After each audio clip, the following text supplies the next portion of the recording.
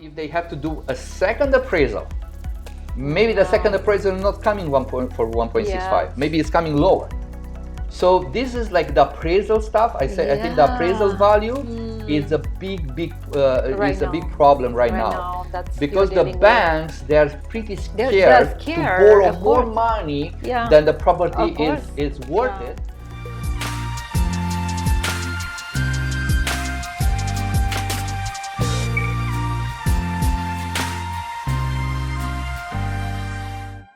So what's the solution though? What's like a shorter period of time for the closing, or? So there are few, let's say there are few solutions here. So first, you know, the seller who is selling that property, they have to be flexible to understand the situation. Okay. And to say, okay, Mr. Buyer, if you have just for 1.2 or 1 point whatever, maybe that buyer maybe have an extra 100,000 from another source. Let's say can get 1.3. Okay. Now they have to be okay with 1.3 cash. Let's say they will get that money, and then for the difference of 200,000. If the buyer is willing to do that, to take a seller take back, which in other words, the seller will become the second mortgagee on that house, and the seller can choose, for example, 9% or 10% interest rate, because the inflation is somewhere it's just around for the 7. difference, right? It's just for the difference. It's not for the entire amount. But so exactly. But it's a way. It's a way. That's great, actually. Yeah, it's a way. I just told my client to do so when I sold his property for 1.875.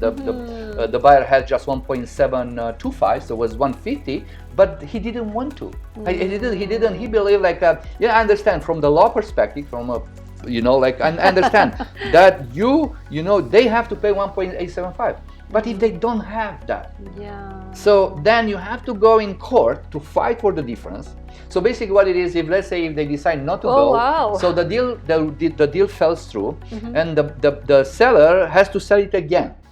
Now, let's say they sell 400,000 less. Now they can sue the first buyer for the difference.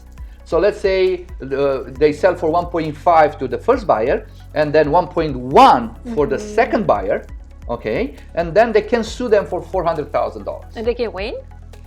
It takes years.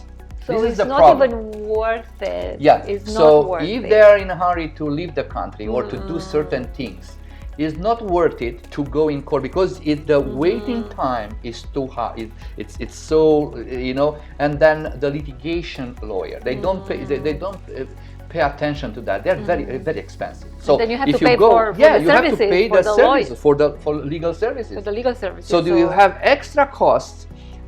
You go like years. Time, energy, like stress, exactly. everything all together. So it's. And then the deposit, so many buyers, like this is another misunderstanding. So let's say, the deal fell through, okay? Then the sellers, they believe that by default, that deposit, that buyer they put like onto the, buying that property, like a deposit, let's say it's $100,000. It's not by default going to them. So just in the case the buyer is willing, so they have to sign a mutual release. So if the mutual release is not signed by both sides, that let's say 100,000 deposit, they stays in the listing agent trust account for years until they get a settlement from a judge. Oh my God! So it's a long process. It's not easy. It's a crazy process. Yeah, I don't think people. I don't think people take it very seriously, to be honest. And they don't know. And they don't know. Like, before deciding to buy or sell a property, they have to have all the elements, like what options they have, or even the seller, if they decide, I don't want to sell for less, but by the time you're like delaying, the property value actually goes down. So you'll be to the square one.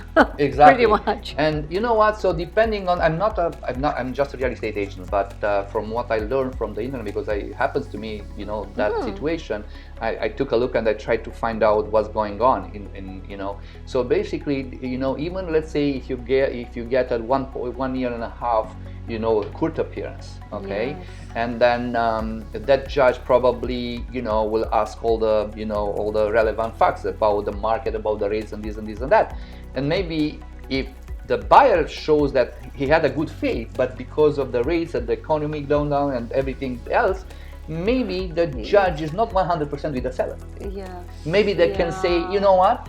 It's illegal what you said here, but it's a common law. It's a common sense. Common sense. And so probably it will be probably in the middle, or maybe depending on what political views had that judge. I know that it's crazy to say that, but if it's more on the left, then they will go more onto the buyer side. If it's more on the right, they go in the seller side. So it's not 100% sure that you get all the all the money that you lost. And as I said, it takes years. So you don't want to. You don't want to. You don't want to do that. So my opinion, I say to my client, I say, my opinion is try to make a deal with the buyer. Okay, you have to understand the situation.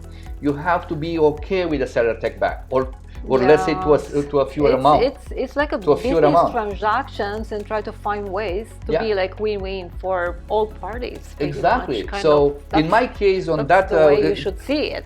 Yeah, so I had a situation, just one situation like that this year, and as I said, I sold it for 1.75.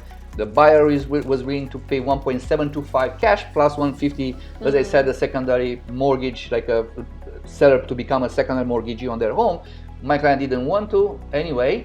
What I realized is, and I told my client, I said, if I sell your home now, right now, when the deal didn't close was in September, because they were asking for another 2 weeks extension. So was, I remember, 2nd of September, and I said to Mr. Seller, so if I have to sell your home now to do it again, probably your home will sell for 1.55, 1.6, maybe 1.65, the value that the banks give us, like on their appraisal. So that one. So basically, you're not getting any, like you're getting 1.65.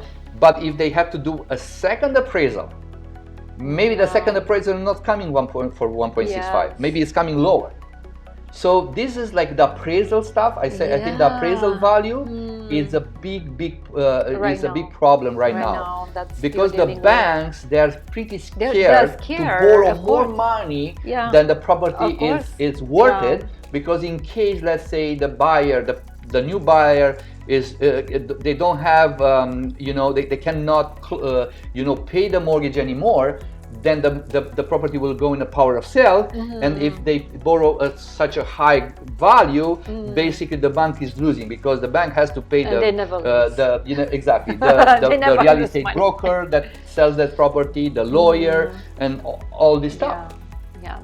So now I know it seems very complicated. It is complicated, but the good news is, when somebody decided to buy or to sell, to have a good conversation with you or with a real estate professional, to have the questions, all the questions.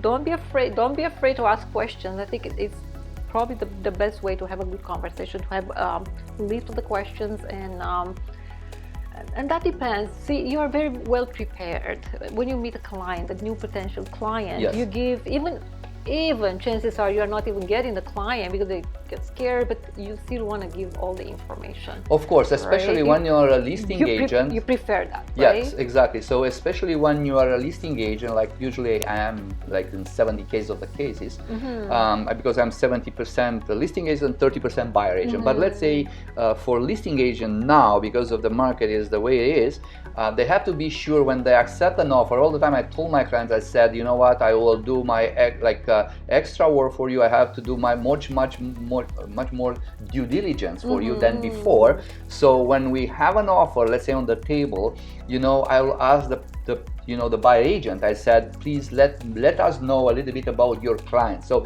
I want them to understand, who we are dealing with. So for example, if they are first-time buyers, and the house, they have a certain amount of money, let's say 5% or 10% down payment, because they're first-time buyers. Okay, we have to be sure that that the buyer has the extra, let's say 100,000, just in case the appraisal is not coming for the value that we sold it. So I think the first-time buyers, or they are most vulnerable to this process, because maybe they don't have 20%. Yes. 20% it's a lot. Then it's a lot, so 20%. and then they have to put the difference. All the time when let's say I have a listing, and we have a multi-property situation, and we have to decide which buyer we want to take.